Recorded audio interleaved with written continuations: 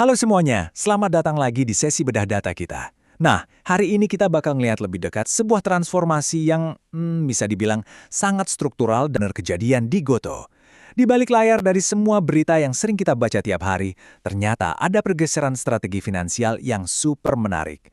Jadi, siapkan diri kalian, karena data dan pola sejarah yang bakal kita kupas habis-habisan hari ini, mungkin banget bakal ngubah total cara kita ngelihat ekosistem raksasa teknologi yang satu ini. Coba deh kita pikirin bareng-bareng sejenak, apakah pasar saat ini, atau mungkin bahkan kita sendiri, benar-benar salah menilai masa depan Goto? Banyak orang di luar sana masih mikir kalau Goto itu cuma sekedar aplikasi ojol yang lagi berjuang mati-matian cari untung di tengah persaingan yang makin gila. Tapi gimana kalau ternyata persepsi itu sama sekali nggak nangkep gambaran besarnya? Gimana kalau pelemahan yang kelihatannya ada di permukaan itu sebenarnya cuma bagian dari sebuah evolusi bisnis yang jauh lebih masif?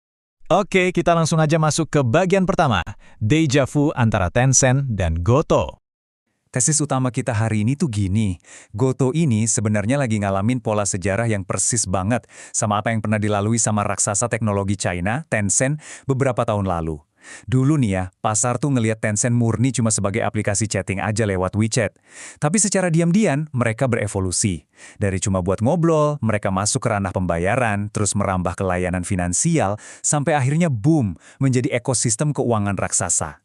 Nah, sekarang coba kita bandingin sama jalurnya Goto. Mirip banget kan?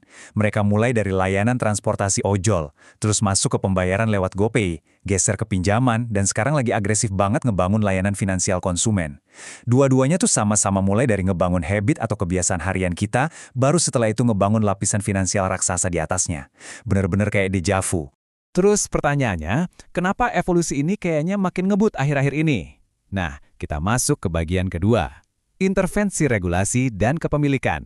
Logikanya gini, secara objektif, kalau sebuah platform digital udah tumbuh jadi sangat esensial, bahkan bisa dibilang udah jadi infrastruktur ekonomi nasional, negara pasti nggak akan tinggal diam. Negara secara natural akan masuk lewat dua lapisan intervensi yang beda. Langkah pertama, intervensi regulasi, di mana negara ngatur dari luar. Terus, langkah kedua itu intervensi kepemilikan strategis, di mana instrumen negara mulai masuk langsung ke dalam perusahaannya. Dan ini wajar banget, soalnya platform ini udah nyangkut urusan kerjaan, transaksi harian, dan perputaran uang jutaan masyarakat kita. Kita bedah yang pertama dulu ya, soal regulasi. Di China, waktu itu Tencent berhadapan sama pembatasan waktu main game yang super ketat, yang bikin investor mereka sempat panik luar biasa. Sekarang coba lihat di Indonesia. Goto dapat intervensi yang mirip, berupa aturan batas maksimal potongan komisi ojol di angka 8%. Tujuannya ya jelas, buat ngelindungin mitra pengemudi. Tapi kebijakan ini juga sempat bikin pasar panik karena nekan margin dari bisnis transportasinya. Polanya benar-benar identik. Ada momen di mana regulator ngerem agresivitas bisnis inti dari platform digital raksasa ini. Dan ini ngarahin kita ke lapisan intervensi yang kedua. Dan ini yang lebih dalam, kepemilikan strategis. Belum lama ini, CEO Danantara, Pak Rosan Roslani, udah ngekonfirmasi kalau Badan Investasi Negara itu masuk sebagai pemegang saham strategis di Goto dan bahkan berencana ningkatin porsinya secara bertahap. Jadi, ini bukan sekedar ngatur dari luar lagi ya. Ini artinya entitas negara secara harfiah ikut masuk ke dalam ekosistem buat mastiin arah dan stabilitas platformnya. Goto benar-benar diposisikan sebagai infrastruktur strategis nasional yang kelangsungannya harus dijaga. Karena ditekan regulasi di bisnis transportasi dan masuknya entitas negara, platform ini terpaksa berevolusi. Kita masuk ke bagian ketiga, mesin profit baru Goto. Akibatnya, bisnis inti mereka berubah fungsi secara mendasar. Oke, kita mulai dari satu angka yang sering bikin pasar ketar-ketir. 4%. Data nunjukin kalau layanan transportasi Goto cuma tumbuh sekitar 4% secara year-on-year di kuartal pertama 2026. Bisnis ini udah mulai matang, jadi pertumbuhannya melambat. Ya, kalau kita cuma melihat Goto sebagai perusahaan ojol, angka ini jelas bikin pusing. Tapi, mari kita kupas, apa yang sebenarnya lagi dibangun di balik layar. Nah, ini dia yang paling menarik. Fungsi bisnis di dalam Goto tuh udah berubah radikal. Layanan transportasi sekarang tuh bukan lagi ujung tombak buat nyetak keuntungan.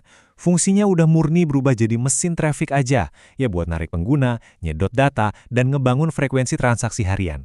Terus, mesin pencetak uangnya siapa dong? Tugas berat itu sekarang digeser sepenuhnya ke pilar yang lain, yaitu layanan pembayaran dan pinjaman digital alias mesin profit. Kalau kalian masih mikir, masa sih pusat keuntungannya udah geser? Coba deh perhatiin angka yang satu ini. Pas bisnis transportasinya tadi cuma tumbuh 4%, pendapatan operasional atau EBITDA dari segmen finansialnya Goto justru meledak. Tumbuh masif 674% dibanding tahun lalu, sampai nembus 364 miliar rupiah. Bayangin, 674%. Disinilah potensi keuntungan raksasa itu lagi sembunyi.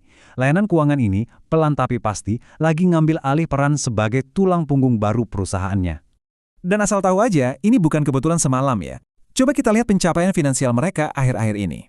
Saat ini, total pinjaman aktif yang disalurkan lewat ekosistem mereka udah nyentuh angka yang bikin geleng-geleng kepala, 9,9 triliun rupiah. Nggak cuma itu, total portofolio pinjaman mereka juga naik agresif banget, 59% year on year. Sederetan angka ini jadi bukti kuat banget kalau mesin profit finansial yang baru ini nggak cuma sekedar udah nyala, tapi bener-bener lagi ngebut. Oke, lalu ujungnya kemana? Mari kita bahas di bagian keempat, evolusi menjadi ekosistem finansial. Biar kita bisa narik kesimpulan dari semua kepingan puzzle tadi. Dan buat ngebuktiin seberapa sehat bisnis mereka sekarang, kita harus paham satu konsep keren ini. Jaws positif. Simpelnya gini, jaws positif itu kondisi idaman semua perusahaan teknologi. Ini terjadi pas pertumbuhan pendapatan melesat jauh lebih cepat dibanding pertumbuhan biaya operasionalnya. Kalau udah gini, artinya daya ungkit operasional atau efisiensi perusahaan benar-benar sukses berjalan. Sekarang kita tempelin konsep itu ke angka realnya Goto. Di tengah transisi besar-besaran ini, Goto berhasil ngebuktiin kondisi jaws positif tadi. Pendapatan mereka sukses naik solid di angka 26% year on year. Tapi coba perhatiin biayanya. Biayanya cuma naik 11%. Jarak yang makin lebar antara pendapatan yang naik kenceng dan biaya yang tetap irit ini adalah bukti paling konkret kalau ekosistem mereka tuh makin sehat dan efisien. Intinya, mereka bisa ngehasilin lebih banyak duit dari layanan keuangannya tanpa harus bakar uang operasional gila-gilaan kayak zaman dulu. Sebagai penutup sesi kita hari ini, saya pengen kalian merenungkan satu kalimat ini. Tencent pernah dipaksa keluar dari ketergantungan pada gaming, dan Goto kini mulai dipaksa keluar dari ketergantungan pada ride-hailing. Kalimat ini menurut saya merangkum sempurna seluruh fenomena deja vu yang kita obrolin hari ini. Pasar di luar sana mungkin masih terjebak narasi lama, ngelihat Goto murni cuma sebagai perusahaan transportasi ojol yang lagi ditekan regulasi. Persis kayak pasar bertahun-tahun lalu yang skeptis banget sama Tencent pas bisnis gamenya diintervensi pemerintah. Padahal, kalau kita ngomongin model bisnis digital modern, harta karun sesungguhnya itu seringkali baru meledak pas platform tersebut berhasil ngebangun lapisan finansial di atas basis penggunanya yang udah jutaan itu. Jadi setelah ngelihat semua rentetan data dan sejarah yang solid ini, pertanyaan besarnya buat kita, apakah kita masih bakal menilai ekosistem digital di sekitar kita pakai kacamata yang lama? Pikirin baik-baik ya. Terima kasih banyak udah ngikutin sesi bedah data kali ini, dan sampai jumpa di analisis seru kita selanjutnya.